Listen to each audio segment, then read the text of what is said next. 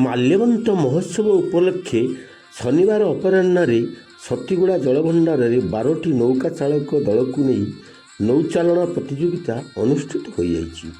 ଚଳିତ ବର୍ଷ 5ଟି ନୂତନ ଦଳ ଯୋଗ ଦେଇଥିବା ବେଳେ ଏହି 5ଟି ଦଳ ମଧ୍ୟରୁ ଚିତ୍ରକୋଣ୍ଡା ବନାଞ୍ଚଳରୁ 3ଟି ଦଳ, କାଲିମେଳା ବନାଞ୍ଚଳରୁ 2ଟି ଦଳ ଯୋଗ ଦେଇଛନ୍ତି।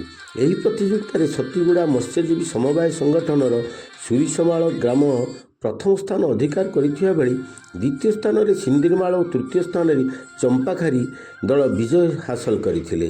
ଅପରାହ୍ନରେ ଅନୁଷ୍ଠିତ କାର୍ଯ୍ୟକ୍ରମରେ ଜିଲ୍ଲା ପରିଷଦ ଅଧ୍ୟକ୍ଷା ସୋମାରୀ ଟାଙ୍ଗୁଲ, ଜିଲ୍ଲାପାଳ ସୋମେଶ କୁମାର ଉପାଧ୍ୟାୟ, ଏସ୍ପି ବିନୋଦ ପାଟିଲ ଏଚ୍, ଖଣ୍ଡିଏ ବନ ଅଧିକାରୀ ସାଇ କିରଣ, ଅତିରିକ୍ତ ଜିଲ୍ଲାପାଳ Somnath Pradhan, BSF commandant Sushil Kumar H, ସାଂସଦ ପ୍ରତିନିଧି ସଞ୍ଜୟ ସରକାର, ବିଧାୟକ ପ୍ରତିନିଧି ମାଣିକଲାଲ ଚକ୍ରବର୍ତ୍ତୀ ଅଂଶଗ୍ରହଣ କରିଥିଲେ।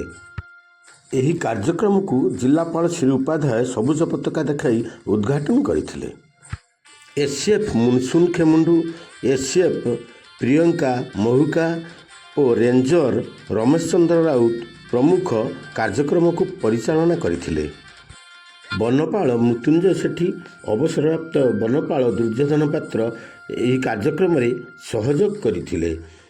ଏହି ପ୍ରତିଯୋଗିତାରେ ବିଜୟ ଲାଭ କରିଥିବା 3ଟି ଦଳଙ୍କୁ ମାଲ୍ୟବନ୍ତ ମହୋତ୍ସବରେ ଅତିଥିମାନଙ୍କ ଦ୍ୱାରା ମାନପତ୍ର ଓ ପୁରସ୍କାର ପ୍ରଦାନ କରାଯିବା ପାଇଁ ନିଷ୍ପତ୍ତି ନିଆଯାଇଛି।